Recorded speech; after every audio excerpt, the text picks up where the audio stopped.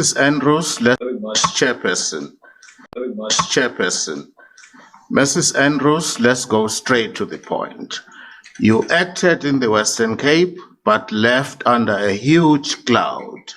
And for the benefit of this commission, I will explain. I allocated you a matter involving the Democratic Alliance and the ANC. I had no idea that the leader of the Democratic Alliance in Beaufort West and the Central Karoo is in fact your cousin. You did not return the file to me. You sat in the matter and ruled in favor of the DA. I took an unprecedented step to write to the Minister of Justice and urged him to cancel your appointment. Would you like to explain yourself why you sat in a matter where your cousin is a high-ranking politician of the DA in the Western Cape and ruled in favor of the DA thereafter? Thank you for the question, JP. I would like to say the following in response to that. First of all, when the matter was allocated to myself, it was allocated after I had returned a previous file to you, JP, because of a conflict of interest. When the matter was given, when I received that matter, the matter had litigants by name and not by party. I think, if my memory serves, it was there were 5 applicants by name, and then there were 8 respondents, the last of which was the Beaufort West municipality. This matter concerned an administrative action where the applicants in the matter had applied to set aside some irregularities. To the best of my recollection, it had to do with the appointment and unseating of the executive. The executive, as I can recall, consisted of the mayor and the mayor, the deputy mayor, and the speaker was. I'm sorry, Ms. Andrews, yes. I'm interrupting you. Please try and give brief answers. I will. The question is a simple one. Why did you sit in a matter involving the DA when you knew that your cousin was a high-ranking DA official? Right. That's the question. Thank you. First of all, ACJ, maybe just to cut to the point, is first, I did not know that this matter had any relevance or bearing to my cousin. I'll tell you why I say this is because he was not. No. The question is, you would have known this matter is it has been brought by the DA, isn't it? No, I did not, ACJ. I did not. So that is the point I'm making. Okay. No, I did not. That is why I'm saying. Okay. The parties were named in the individual capacities. It wasn't overtly, in my view, a politically weighted matter. For me, I took But from the papers, was it not? It was not clear. No, it wasn't clear. Maybe it was my naivety, I'll call it that, because I adjudicated the matter on the strength of the papers that were before me.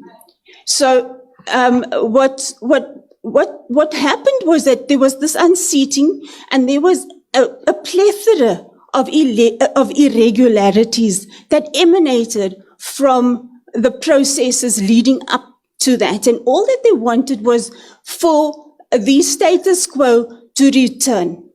I'm aware that every step, that I'm aware that they had taken internal steps, but they did not. So the point... Okay, hang on, Ms. Andrews, I'm sorry if I'm interrupting you. Yes. I just want to make sure that we use the time. Certainly. Yes. Is your answer to the Judge President that you sat in the matter because you were not aware that it involved the DA? Is that what you are saying? Yes, I was not aware. And then I think it is important for me to say the following.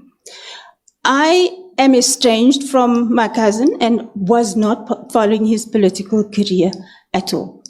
I have no relationship with him, and I do believe that I did bring an impartial mind to bear on the adjudication of that matter. So I did not do that intentionally, ACJ. I certainly would not have done so had I known. And I understand that I should have recused myself. I would have done so had I known.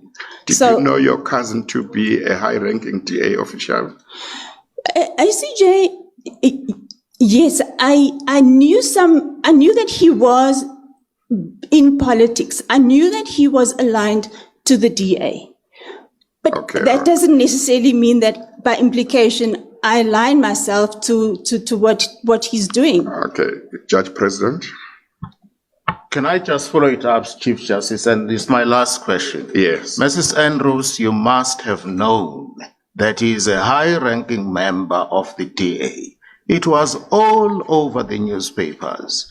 He was hailed as the youngest politician in the DA, aged 29 years. You must have read that.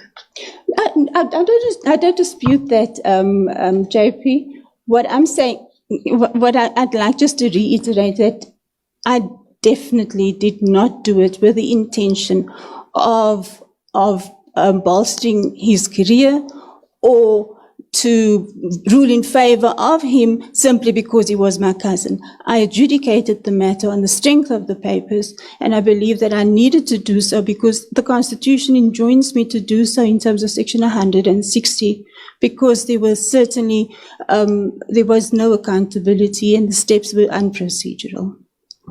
But the Judge President suggests that prior to you hearing the matter, his association with the DA was all over in the newspapers.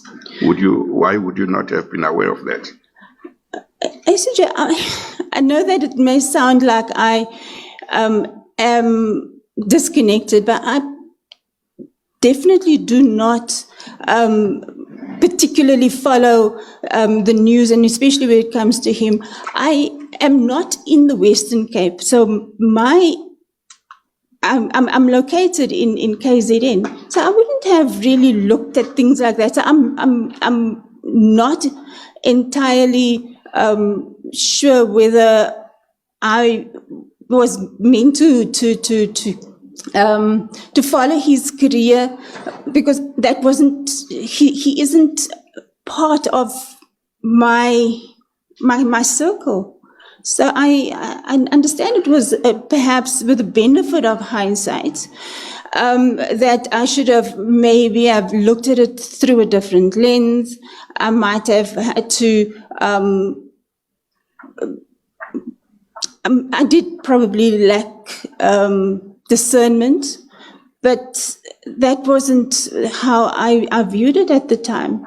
And I did apologize to the JP for my error, and I didn't at all. It was never my intention to do that. I think in my zeal, I may have just been overzealous, but certainly it wasn't my intention to be biased in any way at all. I understand the standards that is expected of me and went to recuse. I'm now going to give Judge President, you are done? Yes, thank you very much, Chairperson.